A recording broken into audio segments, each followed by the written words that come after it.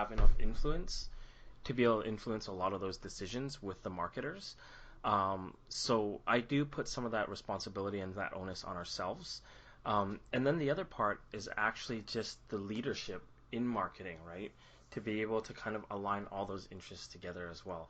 That's, in a nutshell, that's what my thoughts are. Like, I feel like us as analysts, we're basically gatekeepers. And we are there to kind of keep everybody honest and even keeled, right? So we definitely hold part of that onus. I don't know what your thoughts are. In this case, I'm not completely 100% with you. I think that I really value the role of the strategist, and I think that it needs to be someone with enough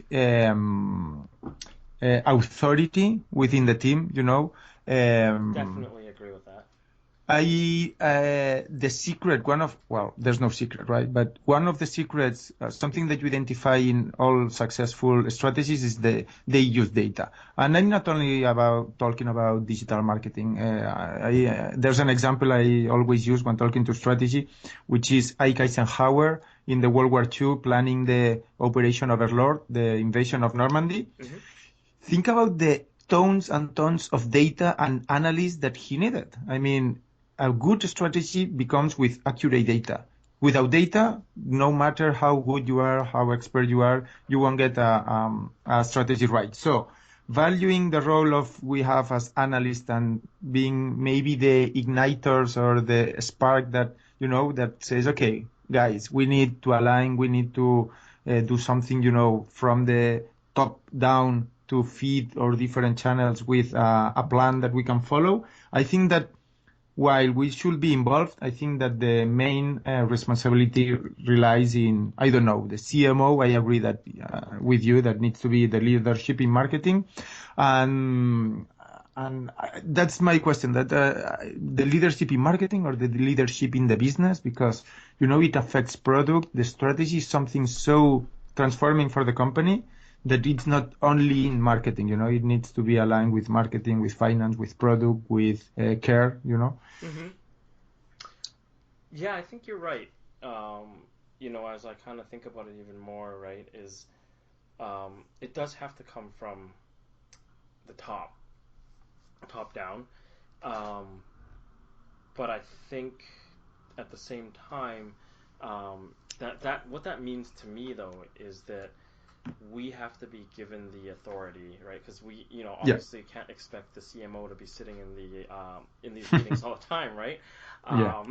So we have to be given the authority, and people have to be able to trust, kind of like marketers also have to trust what we give them. And number two, it's that authority, I feel like also has to make sure that everybody understands they're on the same team. They're not competing against each other. Like, I feel like one way to kind of solve this problem, right, is to not have channel or tactic specific goals. You should have a digital goal. I shouldn't say web anymore. You should have a digital goal of X, and everybody works towards that X, rather than having 10 different goals for all 10 different tactics and channels and stuff.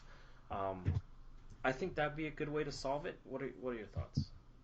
I couldn't agree more. I mean, I think that's an awesome tip, to stop having separate goals, again, you are only feeding the competitive and and this negative circle, while, if you don't care about the independent and siloed goals, which they don't adapt, and 10 plus 10, they don't make 20. Again, they hurt your business rather than help. By removing them and having a target, what you will be allowing, let's talk about social media, for instance. Mm-hmm. Social media, they have so much pressure to come up with sales that they can't do what they really want to do, which is build relationships with the clients, to talk about what the client or your customer, your prospect is interested. If you remove this pressure and you just focus on the overall web target or digital target, mm-hmm. then they have this this freedom to say, okay, now that we are relieved of this pressure, we can do what we want. And, I think that's great tip. I was going to ask you before finishing, one tip for someone who is, maybe he's not or she's not in a leadership position, but is someone who can get the discussion going about bringing, more alignment, not coordination, again, alignment on a strategy. Yeah. You gave us one very, very good tip. Can we have another good tip for someone listening? Yeah, I think, a lot of what we do obviously has to do with the numbers and stuff, right?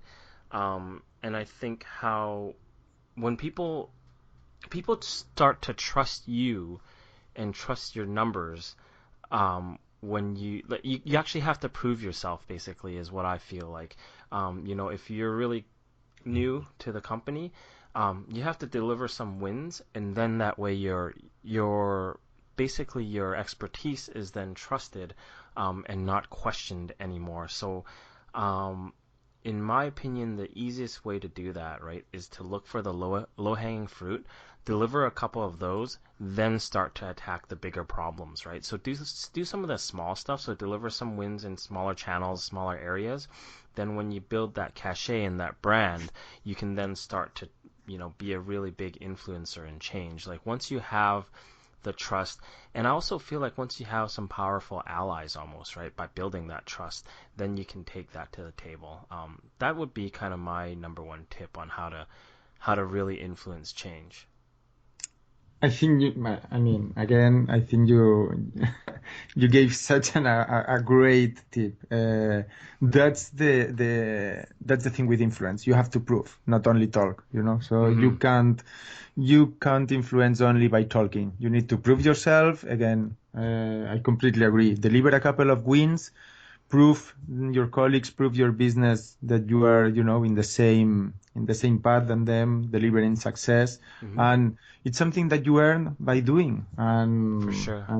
And yeah, I think you gave such amazing tips. Thank you so much. We'll be doing this next week. Okay. Yep, I'm looking forward to it. Yeah. Perfect. And yeah, one last thought, something that you want to say to our listeners before we wrap up? Yeah, I hope you guys find this helpful. Xavi and I definitely are having a lot of fun doing this. We're great friends outside of work, and it's just a great place for us to chat and talk about all things digital. We're both really passionate about it. And, of course, hit us up at digitalgenerals.com. Cool. I have to say that besides having fun, I got 2 amazing tips today. Eliminate the individual goals and influence by delivering quick wins at the beginning. So very, very good tips. And thank you, everybody. See you on digitalgenerals.com. Any feedback, please let us know what you thought about this very first podcast at hello@digitalgenerals.com. And see you next week, or listen to you next week. Awesome. Bye. Thanks, guys.